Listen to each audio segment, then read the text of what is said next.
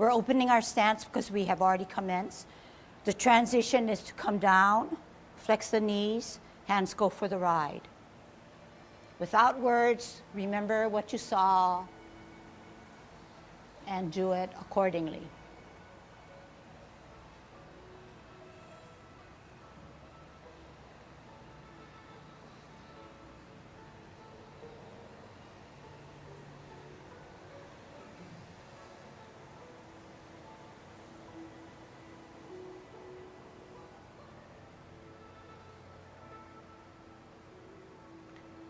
So you have laid a platform in which you feel is the best that you can remember seeing and hearing. Here are support words to help you remember repulsing of the monkey. The front hand or right hand centers, the other hand rises up higher as you glance. You bring that top hand to your ear, you turn your neck, you push the monkey away and you pull him back.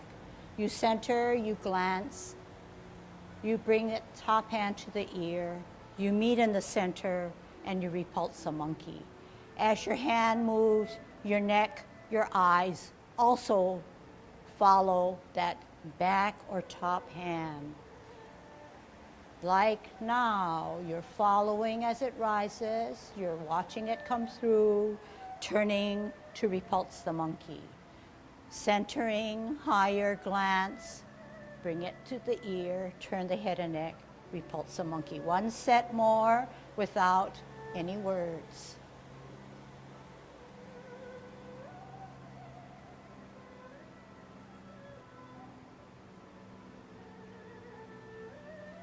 Okay, you're going to continue this, and I'm going to do it with you. You do it the way we just left off. I made the modification.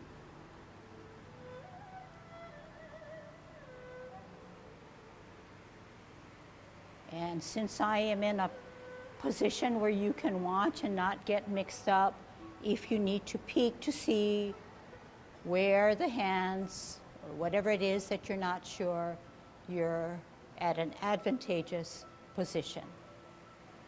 Make the adjustment as you do it.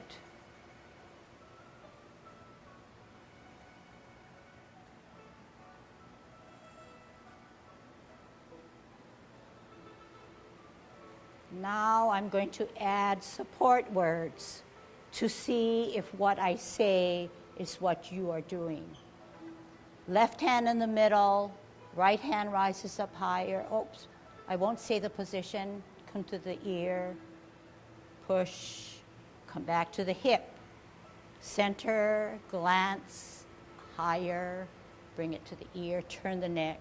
Meet, slide, come to the hip. Center, higher, look, glance, ear, center, slide. Center, glance, ear, turn, slide. Center, higher, glance, ear, meet, slide. One last one, center, higher, look, ear, center, slide. Hands down, watch me do 2 sets, totally concentrating on what I'm doing to find out for yourself if there's anything that you may have missed.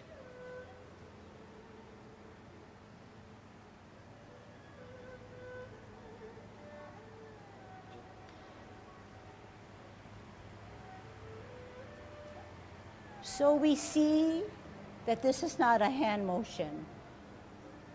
Our hip, our core plays heavily in this movement. The 10 form has taken 10 movements out of the 24. In this particular movement called repulsing of the monkey, in the 24 and in the 16, we are doing a backwards Tai Chi walk. This hand that sits in the center stabilizes me as I walk backwards. The hand that rises also gives me that counterbalance that I need. So to start, the transition movement is to play my lute, okay? You'd be better to watch this, okay? So I'm playing my lute. I have my weight on the back. I center, I glance, I move because my back foot is weighted, and I walk backwards as I repulse the monkey. In order to walk even forward, we need better balance since our top is moving. When we repulse the monkey in the 10 form, it is no different because we are using an abbreviated movement that derives from a backwards Tai Chi walk. Therefore, the hand needs to center me, counterbalance me, weight on the back. I have to shift that weight to then walk backwards safely and do it in a way that I still have my L stance, T stance, and a bow stance. So in understanding fully where the movement of repulsing of the monkey comes from, it will give you a bigger scope in which to practice your 10 form. Any questions on that? So the martial arts intent now is, yes, it could be a monkey and it could be a person, right? More likely a person. So you're actually dragging or pulling down the monkey, pulling back the monkey, pushing him away, pulling him back, etc., etc. So the force is important, the energy, the stance.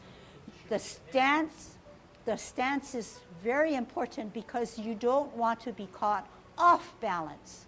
So you need to steady yourself. You need to counter with something that will keep you steady as you are in motion, okay, in a rounded, general way. So are there any questions on that? So to do it in a, maybe in a,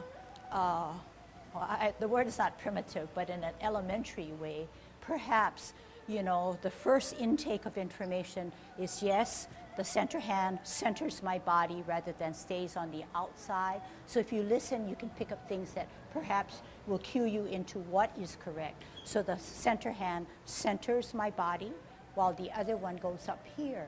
If it goes up here and I'm not watching, it doesn't give this hand any support or, in the long run, any kind of coordination of movement. So you're then glancing here. As you then lift your weight, well, I guess I'm getting a little carried away because I'm doing the 24 form. You are glancing here, following it through, turning your head. One ball is coming straight at me, or I am pulling down the monkey and pushing him away. One ball is coming from the ceiling, therefore my palm is open. The other one's coming from an angle by that other camera. I'm bringing it to my ear, turning my hips and waist, catching two balls simultaneously, one coming straight at me, one coming down again from the ceiling, so on and so forth, okay? What we do not want to do is center our hand, keep this hand so further back that I am twisting to look this way and not centered, and my knee is then being torn to go this way. So I often say that the hand that goes back is not directly across you, but slightly back further, and then you're watching it. So even if I turn my face, I'm not looking out yonder, but I am watching that hand and following it through and following it again this way. Okay, can we try that? So you have more added layered things in which you can perfect your repulsing of the monkey. So we said the transition is to come down, hands go for the ride, flexing your knees. Center the left, right hand higher, glance, open, ear, turn, meet, slide. Center, higher, glance, ear, turn, meet, slide. Center, higher, glance, ear, turn, meet, slide.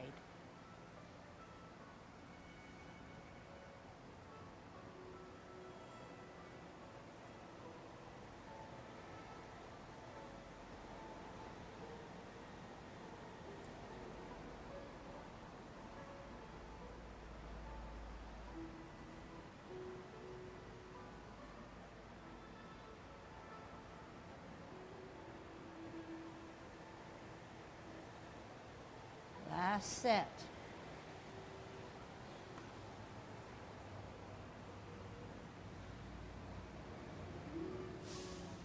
So the transition now to get out of repulsing the monkey, we take a T stance. Everybody take a T stance with me. Parallel and higher. What does this remind you to do? Brush your knee. You store the energy that was once gained from repulsing of the monkey, remaining all on your right foot. You're on a T stance. What is next? L stance. But we multitask. Ear, hand, heel, turn hips and waist, brush knee.